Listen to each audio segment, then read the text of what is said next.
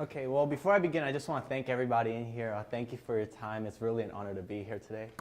So today, I'm going to talk about a period, including myself and everybody in here, that we've all been through. And that period is actually going to creep back up somewhat once we have kids. And that time is known as adolescence. Adolescence, which is defined from the period beginning from the onset of puberty to adulthood, is what I'll be talking about today. And it's more or less from 12 years old to 18 years old. So it kind of applies to the young adults in here. And I know the parents in here, they've been through this time. But I'm going to talk about three aspects today. And I'm going to talk about how those three aspects relate to the happiness of adolescence. So those three aspects are sleep, socioeconomic status, and family. So to begin with sleep, well, the National Sleep Foundation found that by the 12th grade, 75% of adolescents get less than 8 hours of sleep per night.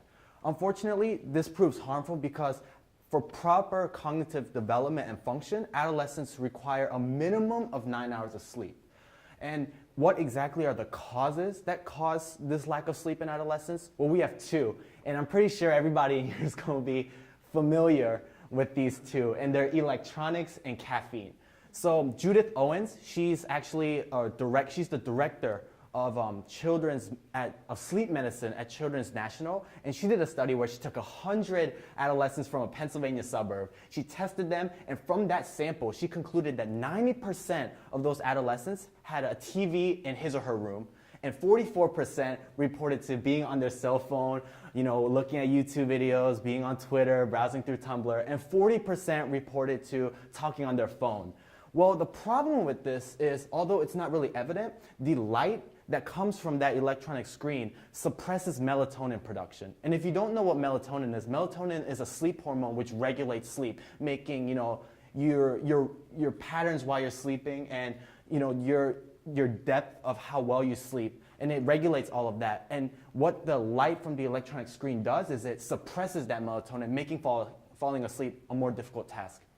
Likewise, with caffeine, what caffeine does is caffeine suppresses that melatonin as well. But the problem with caffeine is that caffeine is abundant everywhere, and they quote-unquote call it the most abundant and easily accessible psychoactive drug. It's in our teas, it's in drinks, it's in food, so it's really readily accessible. So it's a big problem for adolescents because those two factors, they cause adolescents to not sleep as well as they should.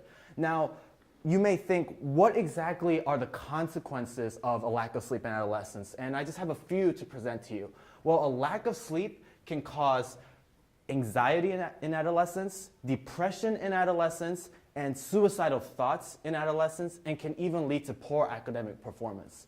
But luckily, adolescents are able to control their own sleep of their own volition. If they're like, hey, I'm sleeping a little bit too late, let's get to bed early, they have the ability to control that with their own hands. But the problem is there's some aspect, and that aspect is what I'm going to talk about next, and it's socioeconomic status. And that isn't as easily as controllable by the adolescent. So socioeconomic status is defined as the social standing or class of an individual, and it applies to all of us because we're all somewhere in that social ladder, and we all have a socioeconomic status, if you will.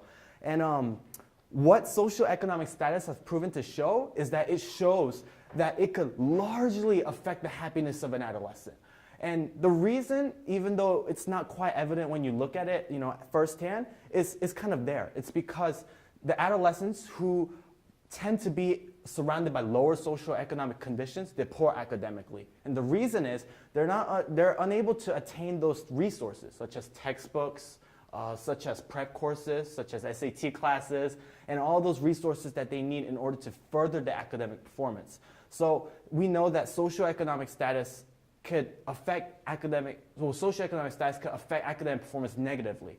And we know the reason is because it suppresses and it makes attainment of those resources more difficult. But how does academic performance have to do with happiness? Well, it's because many studies have shown, and even without those studies, we kind of know, but many studies have shown that adolescents who did better academically and who got higher grades and who had higher GPAs, they were more likely to get employed and they were more likely to attain his or her dream job. We all have dream jobs. We all have that career that we want to get. And those adolescents who did better academically and succeeded in their classes were more likely to get that dream job.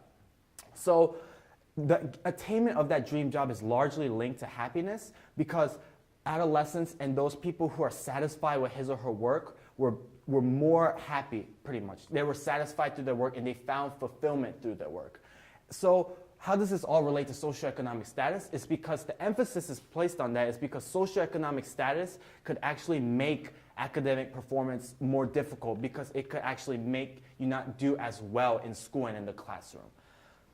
But the thing that I would like to talk about in the last aspect is family. And I think family is the most important out of sleep and socioeconomic status. And the reason is because sleep and socioeconomic status are contained within the domain of the family. You know, there's some parents in here and those parents know that they can regulate this. They could regulate the sleep of their adolescent and they could to some degree regulate, you know, how much money and how much income they make. Although it's more difficult now, but they still have that in their hands. And I'll just give you a few statistics on family. Well, those adolescents who were in families with both biological parents present were found to be the happiest. And those adolescents who were in families with only a single parent were found to be the unhappiest. Now, a practice that we could implement in families to make happiness in our adolescents rise is family meals. And that's an integral practice that must be implemented into family routine if we want to build that bond with our children. Because family meals opens a time of communication. It opens a time of trust and intimacy between the parents and the child.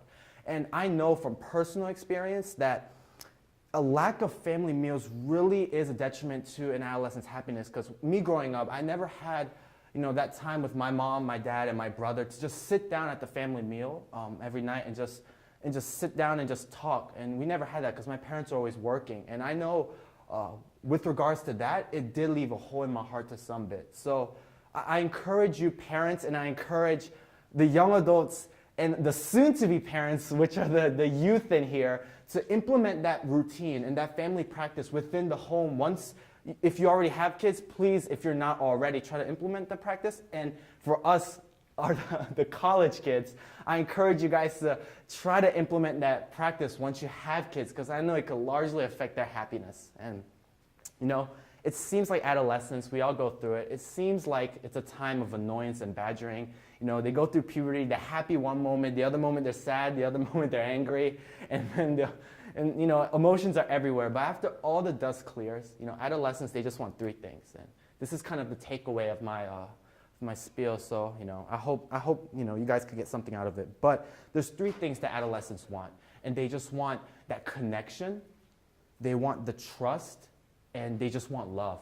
And when the dust clears, those are the three things that they really want. And I believe that it is our responsibility as young adults, rising adults, and the responsibility of current parents, current teachers, grandparents, in order to be the very source of strength and be the very source of power so we could empower our youth and help them reach their utmost potential.